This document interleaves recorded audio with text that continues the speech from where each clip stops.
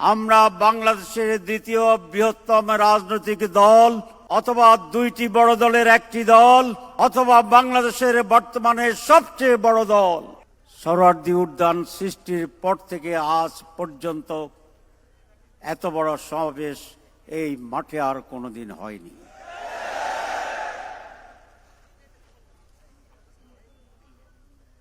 এখানে আইয়ুব খানের সমাবেশ হয়েছিল।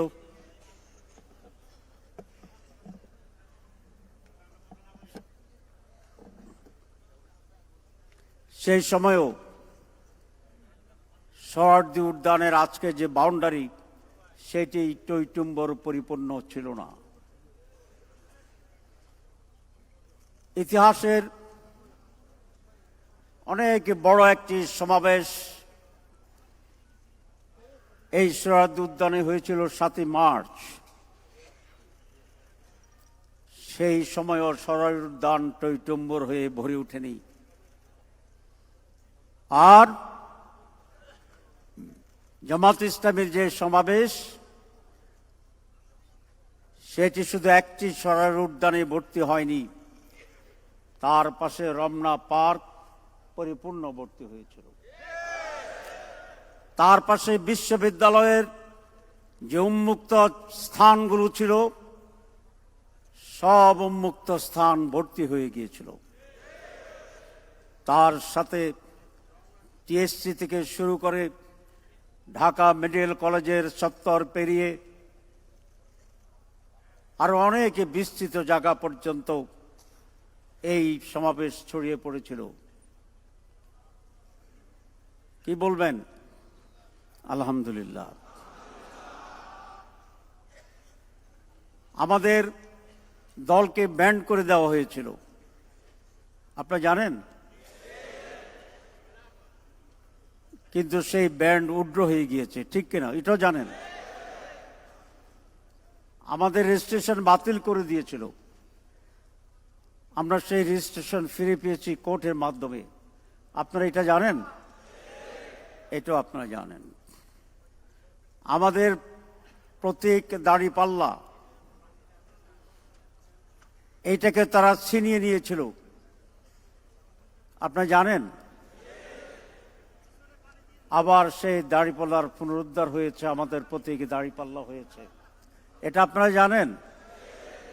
আমি এতগুলা জানেন প্রশ্ন করছি কেন? আমি জানি যে আপনারা জানেন। এই জন্যই করেছি যে আল্লাহর পক্ষ থেকে আমাদের প্রতি যে মেহেরবানি, যে ব্লেসিং, এটা গড়ে স্বীকার করলে চলবে না যে আল্লাহ আমাদের পরে ব্লেসিং করছে, মেহেরবানি করছে। বরং প্রতিটি ব্লেসিংকে, প্রতিটি মেহেরবানিকে, প্রতিটি সহযোগিতাকে এক এক করে চিহ্নিত করে করে আমাদের প্রত্যেকটি হৃদয়ে গাঁথুনি দিয়ে এই অগ্রসর মানবতাকে আমাদের স্বীকার করে আলহামদুলিল্লাহ পড়তে হবে। বলেন আলহামদুলিল্লাহ।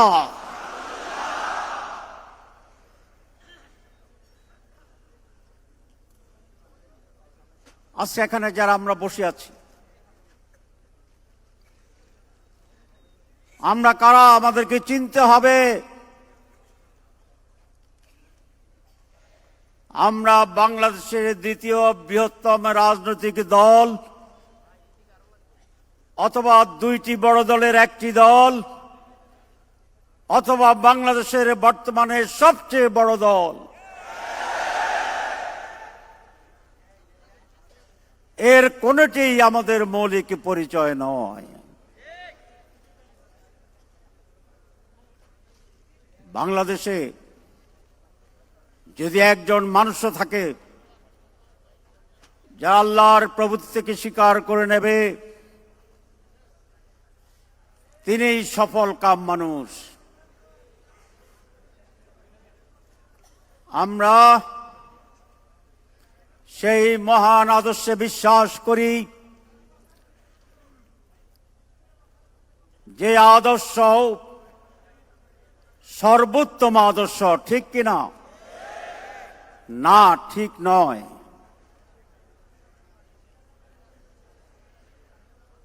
আমাদের আকীদাকে সহি করতে হবে। সেই আকীদা হচ্ছে এই, আমরা যে আদর্শে বিশ্বাস করি সেটি একমাত্র সহি আদর্শ। সর্বোত্তম আর একমাত্র পার্থক্য আছে কি নাই? আছে। আমরা যে আদর্শে বিশ্বাস করি, হযরত আদম আলাইহিস সালাম থেকে শুরু করে 1 লক্ষ কিংবা 2 লক্ষ আম্বিয়া কেরাম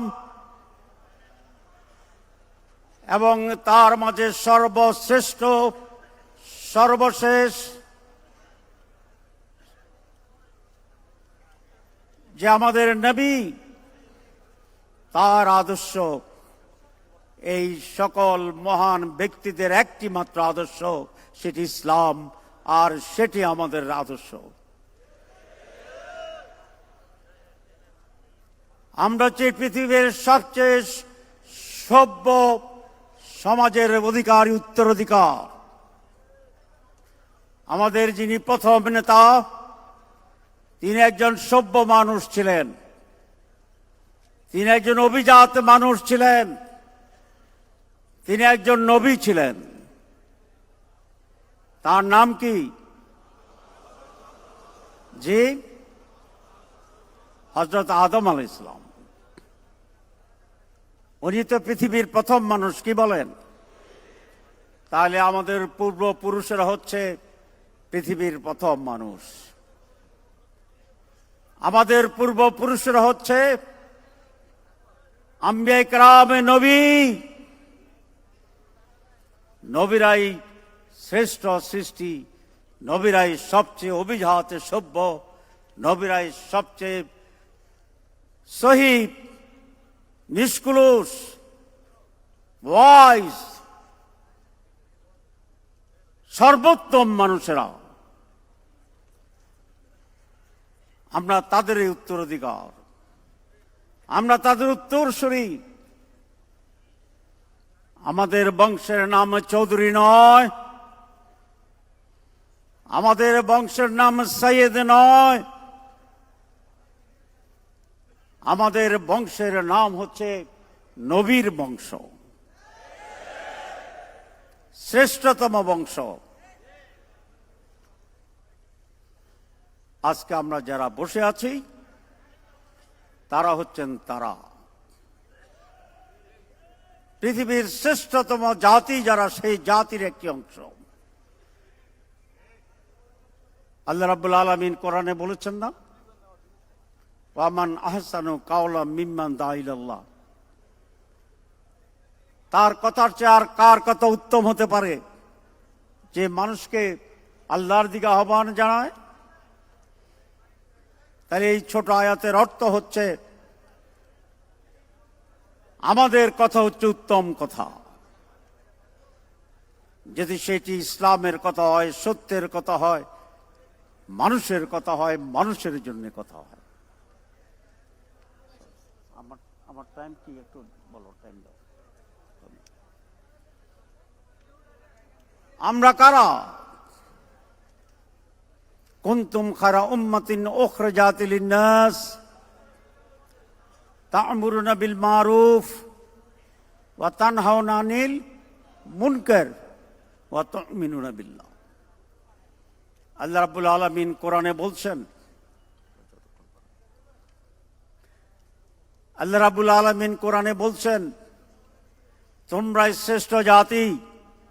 কুনতুম খায়রা উম্মাতিন, you are the best nation, you are the highest nation, you are the greatest nation, and you are the best nation again.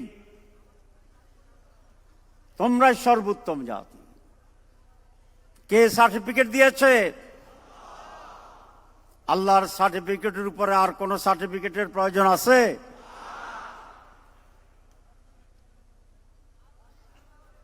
আল্লাহ বলেছেন, তোমাদেরকে সৃষ্টি করা হয়েছে মানুষের জন্য, লিন্নাস। লি মানে জন্যে, নাস মানে মানুষ, আপনারা লয়ে বিব্রত রহিতে আসে না কেউ অবনি পরে। সকলের তরে সকলে মোরা, প্রত্যেকে মোরা পরের তরে। এটা জানেন না? কে কে হাত তোলেন? জানেন না? সবাই জানেন, কিন্তু এটা কি আপনারা জানেন যেটা কবির কোনো কাব্যিক কথা নয়, এটা কোরআনের এই 2 আয়াতের কাব্যিক বঙ্গানুবাদ মাত্র বাংলায়। আমরা যখন এই 2টি কথা কবির শুনি, আস্তিক নাস্তিক সকল মানুষ আমরা খুবই ইমোশনাল হয়ে যাই, আবেগ আপ্লুত হই, কত সুন্দর কথা। কিন্তু যখন বলি এটা কোরআনের কথা, এক শ্রেণীর মানুষ তখন মুখ ফিরিয়ে দেয়। ঠিক কিনা? কমিউনিস্টরা যখন বলে কেউ খাবে কেউ খাবে না, তা হবে না, তা হবে না, এটা কি চমৎকার স্লোগান না চমৎকার নহে? চমৎকার স্লোগান। এইটি কমিউনিস্টদের কোন আবিষ্কার নয়। রসুল আকরাম সাল্লাল্লাহু আলাইহি ওয়াসাল্লামের সহিহ হাদিসে বাংলায় তারা এটাকে স্লোগান করেছে। রসুল আকরাম সাল্লাল্লাহু আলাইহি ওয়াসাল্লাম বলেছেন, তুমি খাবে, তোমার প্রতিবেশী খাবে না, তাহলে তুমি আমার সঠিক উম্মত নয়। বলছে না বলে না হাদিস? আমরা সেটাকে জানছিলাম। যাই হোক, আমি সেদিকে যেতে চাই না। আল্লাহ রাব্বুল আলামিন আমাকে বলেছে আমি উত্তম সৃষ্টি। আজকে এখানে যারা বসে আছেন এরা সকলেই সেই উত্তম সৃষ্টির একটি অংশ। কার কথার চেয়ে উত্তম সেটা বলেছিলাম না? আমি তখন বলতাম ইসলামী ছাত্র শিবিরের ক্লাস 8-এর একজন ছাত্র যখন সে মানুষকে আল্লাহর দিকে আহ্বান জানায়, তখন সে এলাকার ডিসিএসপির চেয়ে তার মর্যাদা অনেক বেশি। ঠিক কিনা? সাইয়েদ আবুল আলা মওদুদী রহমতুল্লাহ আলাইহি বলেছিলেন, একটি তাকওয়াবান, একজন সঠিক মুমিন, পিয়ন, সাপ্রাসি, দারোয়ান ওই রাষ্ট্রের রাষ্ট্রপ্রধানের চেয়ে উত্তম যিনি তাকওয়াবান নহেন।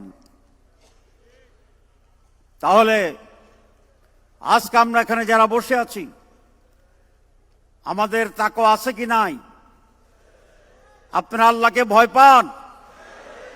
আল্লাহকে ভালোবাসেন? আল্লাহর রেজামন্দি হাসিলের জন্য কাজ করেন? পরকালে বিশ্বাস করেন? জান্নাতে বিশ্বাস করেন? জাহান্নামে বিশ্বাস করেন? যদি তাই হয় তাহলে আমরা তাকওয়াবান। আল্লাহ বলেছেন ইন্না আক্রামাকুম ইনদাল্লাহি আতকাকুম। যাদের তাকওয়া আছে আল্লাহর কাছে তারা সম্মানী। ঠিক কিনা? তাহলে আমরা কার কাছে সম্মানী? কার কাছে? আল্লাহ যাকে সম্মান করে তার দুনিয়ার আর কোনো কিছু পরোয়া করার প্রয়োজন হয় না। তাহলে আজকে আমরা এখানে যারা বসে আছি, আমাদের পরিচয় একটি বৃহৎ দলের কর্মী নহে, তার চেয়ে অনেক অনেক অনেক অনেক উপরে। কারণ আমরা আল্লাহর গোলাম।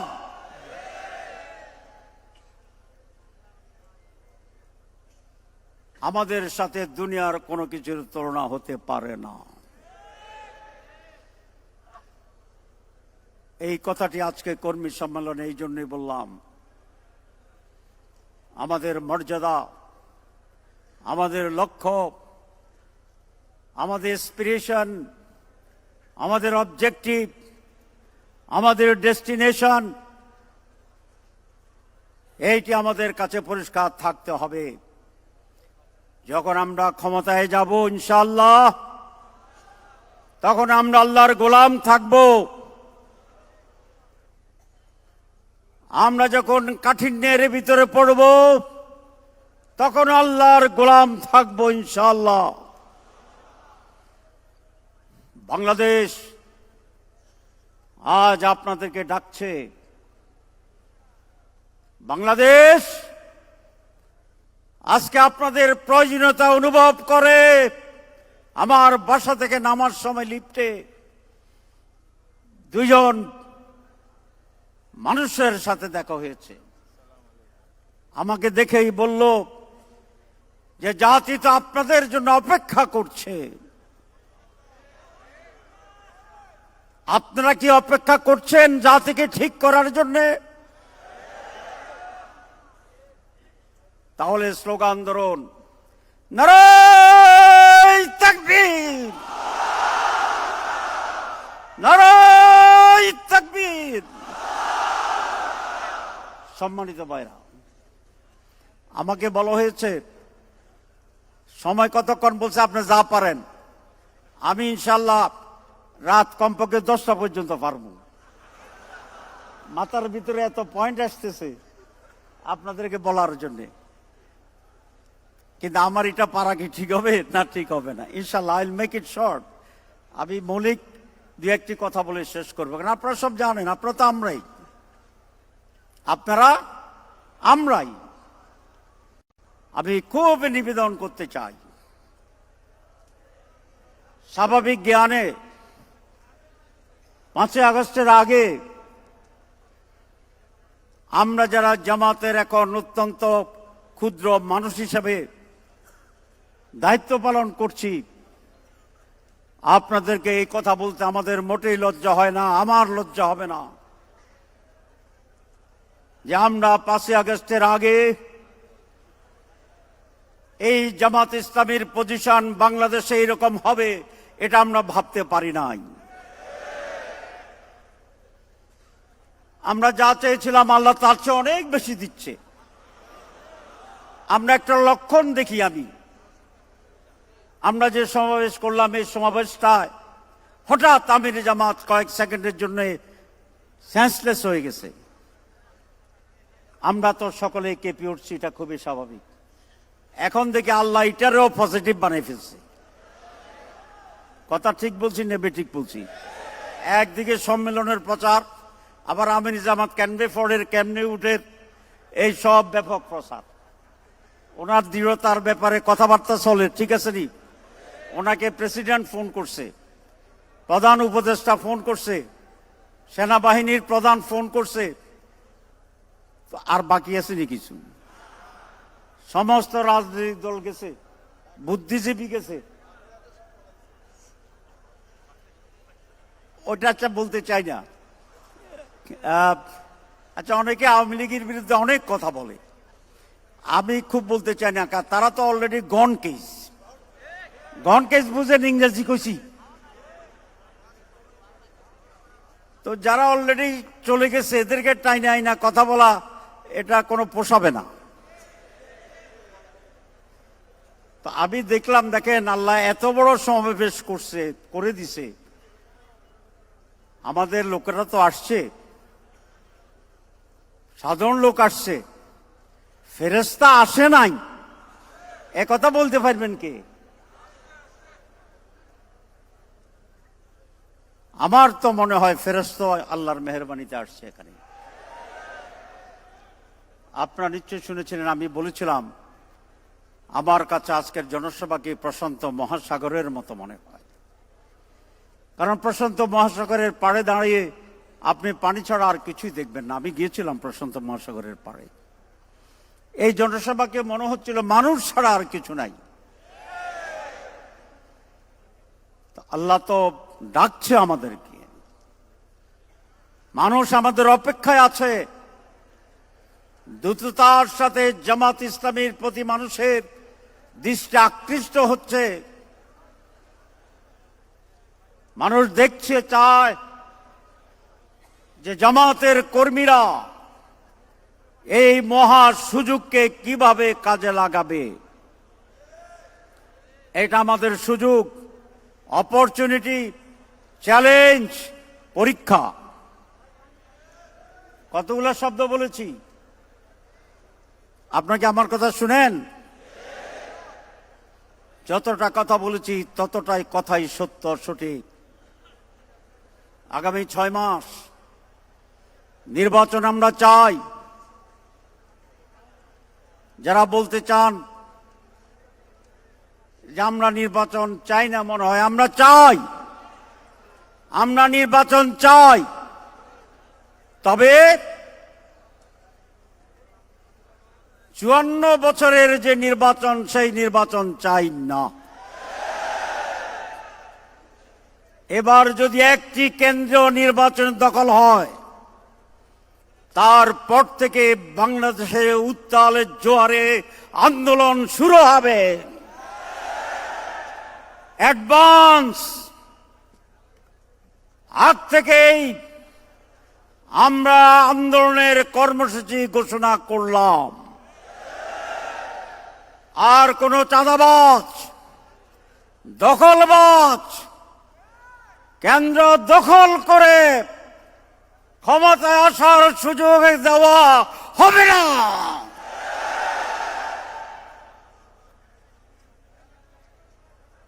পারবেন আন্দোলন করতে? আন্দোলনই তো আমাদের জীবন। মাছ যেমন পানিতে থাকে, জামাতে ইসলামীর লোকেরা আন্দোলনের ভিতরে পানির মতো অবস্থান করে। আমরা যখন এই সংস্কারের কথা বলি, আমরা যখন এই বিচারের কথা বলি, আমরা যখন এই সুষ্ঠু নির্বাচনের কথা বলি, কোন কোন মানুষ বলে এটা নির্বাচনের বিরুদ্ধে ষড়যন্ত্র। কি যন্ত্র? আরে যন্ত্রের নাম বলেন, ষড়যন্ত্র। আর যারা সংস্কারবিহীন জেনেতন হাসিনা মার্কা নির্বাচন চায়, সেটা কি নির্বাচনের বিরুদ্ধে ষড়যন্ত্র নয়? আপনারা কেউ কিছু চাইলে, সংস্কার চাইলে ষড়যন্ত্র বলবেন না। সংস্কার ছাড়া নির্বাচন হবে না, বিচার ছাড়া নির্বাচন হবে না, লেভেল প্লেইং ফিল্ড ছাড়া নির্বাচন হবে না। সুতরাং যারা নির্বাচন চান, আমাদের মতো আমরা যেরকম চাই, আসলেই যদি চান, তাহলে সংস্কার, বিচার, লেভেল প্লেইং ফিল্ড তৈরিতে বাধা দিবেন না। অন্যদেরকে অন্ধকারে রেখে কিছু একটা সুযোগ গ্রহণ করার অপচেষ্টা এই দেশের মানুষ মানবে না। 5ই আগস্টে যে ঐক্য ছিল, আমরা কিছুটা দলীয় বিভাজনে সেটা নিলেও মানুষের ভিতরে অন্যায়ের বিরুদ্ধে বিদ্রোহের যে আগুন, সেটা এখনো প্রজ্বলিত আছে। এই জন্যই ঠুস করার কথা বললে মানুষ গিয়ে 32 নম্বরে হাজির হয়। এখনো রাত 3টায় নির্বাচন পিছানোর কথা বললে, পরীক্ষা পিছানোর কথা বললে, ঐক্যবদ্ধভাবে ছেলেরা সেই সচিবকে ধরার জন্য সচিবালয়ের গেট ভেঙে দেয়। এই জন্যে এই যে চেতনার উদ্ভব ঘটেছে, সেইটি আগামী 6 মাসে নির্বাপিত হয়ে ছাই হয়ে যাবে। যারা এরকম ভাবেন তারা সঠিক ভাবছেন না। সেদিনও যদি অন্যায় হয়, দখলবাজি হয়, ভোটে সিল মারার প্রতিযোগিতা হয়, সিল মারার উৎসব যদি হয়, তাহলে আবার তরুণ বিদ্রোহী ছেলেরা, মেয়েরা, মানুষ, কৃষক, শ্রমিক, রিক্সাওয়ালা, ঠেলা গাড়িওয়ালা লুঙ্গি পরে, শাড়ি পরে, প্যান্ট পরে রাজপথে নেমে এসে আবার প্রতিরোধে পরিবর্তন ঘটাবে ইনশাআল্লাহ। আমার শেষ কথা, বাংলাদেশ আর কোন পরীক্ষা নিরীক্ষার জায়গা, ল্যাবরেটরি হতে চায় না। 54 বছরে এদেশের মানুষের উপরে অত্যাচার শোষণ হয়েছে, নির্যাতন হয়েছে, বঞ্চনা হয়েছে, আশার ফুলঝড়ির এক মহা পরীক্ষা দিতে হয়েছে দেশের মানুষকে। মানুষ মুক্তির জন্য এক ঢাল ধরেছিল, ভেঙে আরেক ঢাল ধরেছে, সেটাও ভেঙেছে, আরেক ঢাল ধরেছে, সেটাও ভেঙেছে। এইবার মানুষের এক হৃদয়ের অত্যন্ত উচ্চ আকাঙ্ক্ষা, যেইবার পরিবর্তন আসবে, সেই পরিবর্তন হবে পজিটিভ পরিবর্তন, সেই পরিবর্তন হবে গণতন্ত্র প্রতিষ্ঠার পরিবর্তন, সেই পরিবর্তন হবে সুষ্ঠু নির্বাচনের পরিবর্তন, সেই পরিবর্তন হবে একটি দুর্নীতি মুক্ত বাংলাদেশ গড়ার পরিবর্তন। এই পরিবর্তনের নেতৃত্ব দিবে কারা? এই পরিবর্তনের জন্য নেতৃত্বের দায়ভার গ্রহণ করতে হবে আজকে আমার সামনে বসে আছেন যারা, তারা এই পরিবর্তনের নেতৃত্ব দেবে বাংলাদেশের জামাত ইসলামী।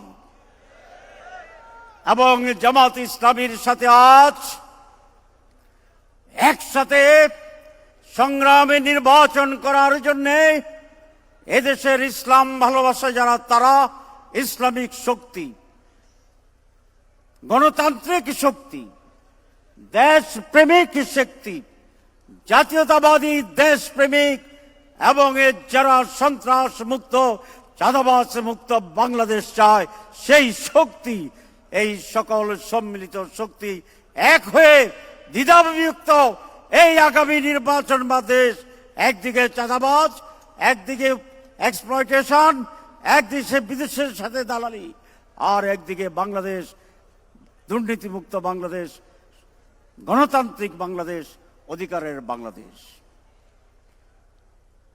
এই জন্য আপনাদেরকে কয়েকটি কাজ করতে হবে।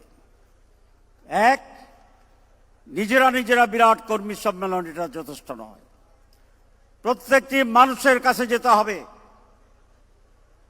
প্রত্যেকটি নারী পুরুষ ভোটার যারা আছে তাদের কাছে গিয়ে এই বাংলাদেশ পরিবর্তনের যে দাওয়াত, মেসেজ, আহ্বান, কর্মসূচি, তাদেরকে কনভিন্স করতে হবে। আমরা যে কনস্টিটিউয়েন্সিতে আসি সেখানকার মেজরিটি ভোটারকে আমাদের পক্ষে সংগঠিত করার মহান দায়িত্ব আপনাদের নিতে হবে।